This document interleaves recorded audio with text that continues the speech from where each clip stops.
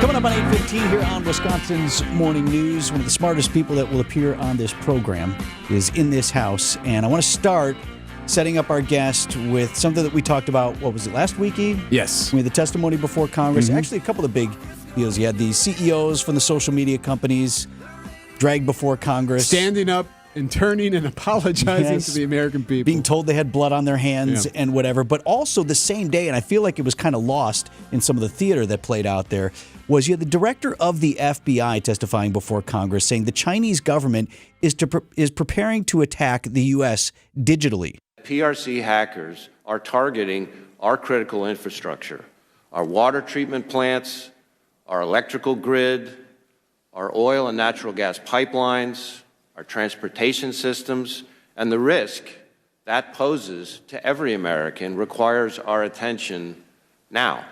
Director Ray calls it the defining threat to our generation. Our guest here is Tina Chang. She is the chair and CEO of locally based but a national company called SysLogic focused on cybersecurity. My first question for you, Tina, is can they do all that? Oh, absolutely. This is old news. She didn't even take don't you want to take a pause and think about it for a second? No. You've heard me say it before. I think our next war on U.S. territory will be a digital one. And so those in the know, we follow this stuff. But I'm glad the FBI came out and made it more well-known to society. But if we all know this, or at least the important people should know it, aren't we already protecting ourselves? At least maybe not the John or Jane Doe, but these infrastructures, aren't they already thinking about this stuff? Oh, I think it's grown in its awareness, but there's so much to do, and you have to invest in it. So you're always playing a little bit of catch-up. The threats continue to change, and I think we're getting better in cyber resiliency. That's our ability to grow some maturity around cybersecurity, but no, especially some of these small municipal governments, they're not there yet. So I want to get more into our personal devices and all that as well, but just kind of tying a bow around this. You talked about municipal governments or whatever. How would, if a hacker in China at the direction of the government or whatever, how would that person be able to affect our water supply? And would they do it on a macro level? Are we looking at a cyber bomb, or is it a little thing here and a little thing there? Oh, gosh, it's lots of little things here and there. And as individuals, we play a role in that because they can leapfrog using our networks to get to other networks. But the key is, think about this if you were trying to get into a bank. Somebody has the keys to the bank and other people have the keys to the vault. For the Chinese here, when they find a vulnerability in one of the devices of a treatment plant or the electrical grid or whatnot, they've got the keys to the vault. They can shut it down. It's that simple. Does someone just go every day? I mean, I assume we do this too in some fashion as far as the American government and the American cyber hackers or whatnot. Just run a report every day just to check for vulnerabilities. Let's just type it up again and see what happens today versus yesterday. Absolutely. There are lots of agencies led by now CISA, the federal government. That's a cybersecurity infrastructure security agency. You could go to their website, CISA.gov. There's lots of information there of our everyday threats. But they're constantly running vulnerability scans. Companies are constantly running vulnerability scans. If you're not already, give yourself a Valentine's gift and at least figure out what your stance is, what's vulnerable, and who can get into your house or your shop.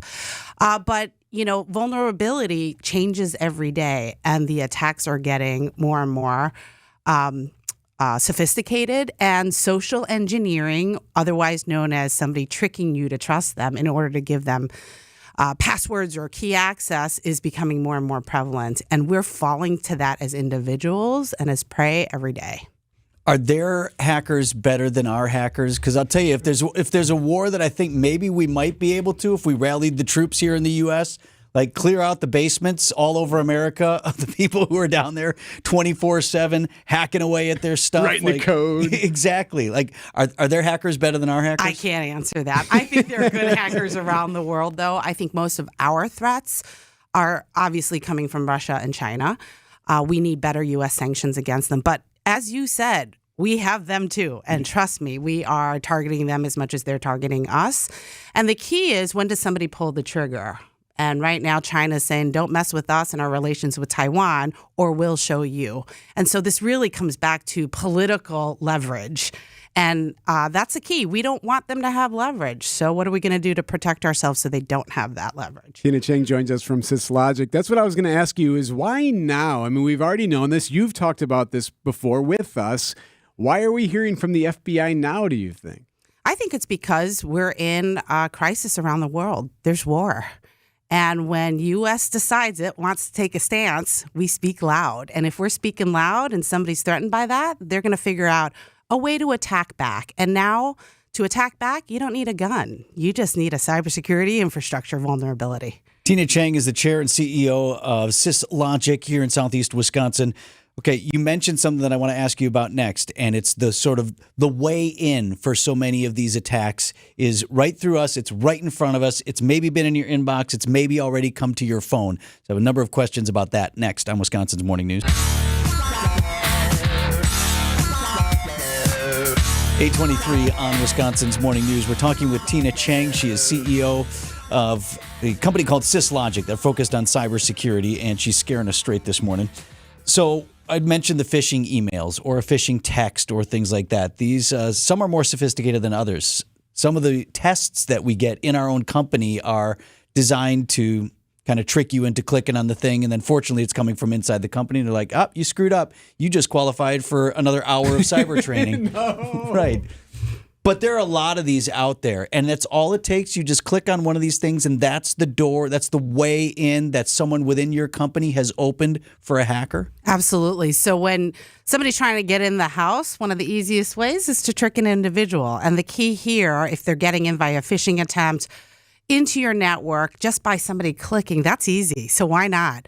But those phishing attempts and the training, I know that they could be annoying, but they're good. They're trying to build your muscle memory to be suspicious because we're not naturally suspicious people. But no, we trust want to help me, people. Somebody called and said, I got to go get some gift cards. Yeah. It's always the gift cards, right? Right. No, That's a red flag right there. If anyone's ever asking you to buy them gift cards right now, that's a scam. That's right. And listen, too many people got caught by it back in the day. I think we're starting to know better, but there are new attempts and fresh attempts every single day. So it changes. And so we need to protect both individually and our companies because once there's one person in, there's mold in the house and it's spreading. So if Mission Impossible movies have taught me anything, it's that like someone can just hack by getting in and just doing whatever they want and control satellites or whatever. But it sounds like the easiest way is what you just said, where someone finds their way in, they find a crack, or a door is open for them, right? Like a user inadvertently opens a door. We could do that here, personally here in the company. Is that likely how it would happen in a larger scale too? When we hear from the FBI, could it just basically be because someone at the IRS lets them in inadvertently and then all of a sudden all hell breaks loose? I think it really depends on what's connected. So if you have connected systems, and this is where as we as workers have gone home to work remote or work in hybrid, we're logging into our work systems from home and we're not protecting our homes as much as we should. So there are big attacks now that leverage what they call SOHO, small office or home office attacks. And you may say, what do they care about me for? Well, they may not, but you're just one jump to your company or whatever else you're logging into, maybe with access. But if they're in your network, they're crawling around your machines, watch out because all of a sudden they're going where you're going.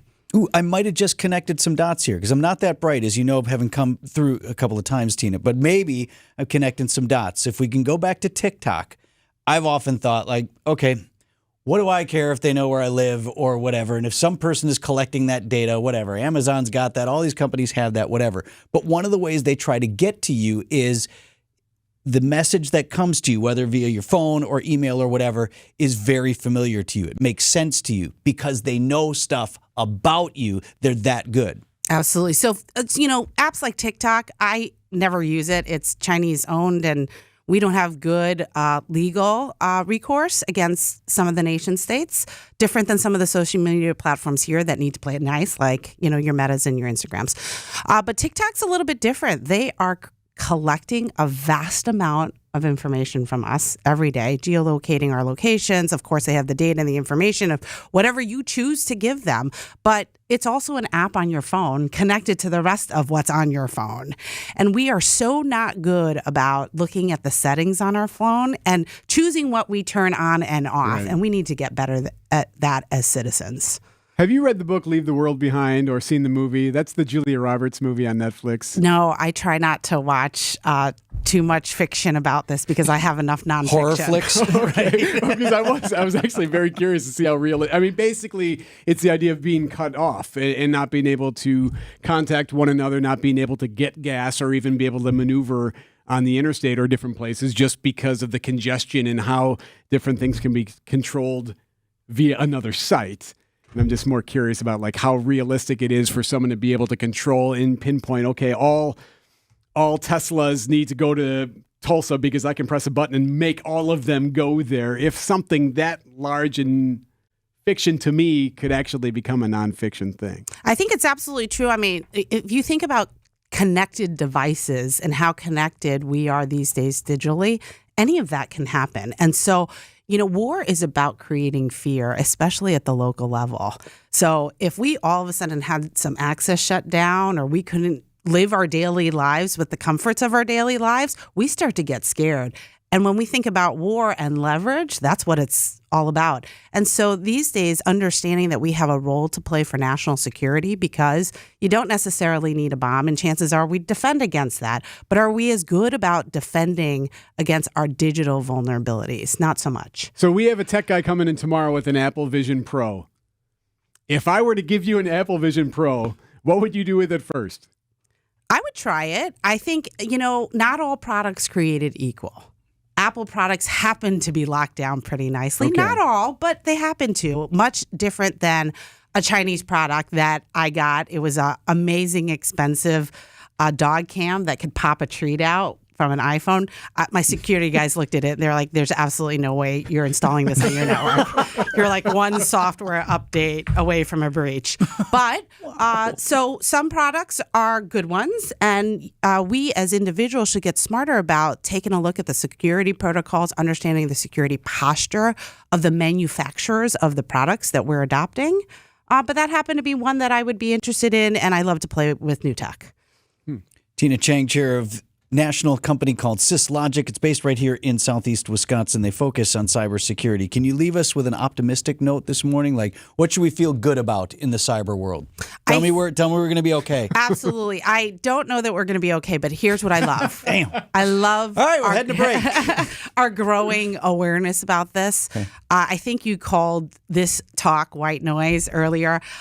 Slowly but surely, as it becomes real, it will not be white noise. And awareness leads to education. As we get better educated, we'll be able to protect ourselves. And in 10 years from now, this will be muscle memory, no-brainer. Awesome. I like that. Okay, you're welcome back anytime because you say amazing things. But boy, I never feel better when we're done with this. Right? Thanks, Tina. Tina Chang is CEO of SysLogic right here in Southeast Wisconsin. 8:30 on Wisconsin's Morning News.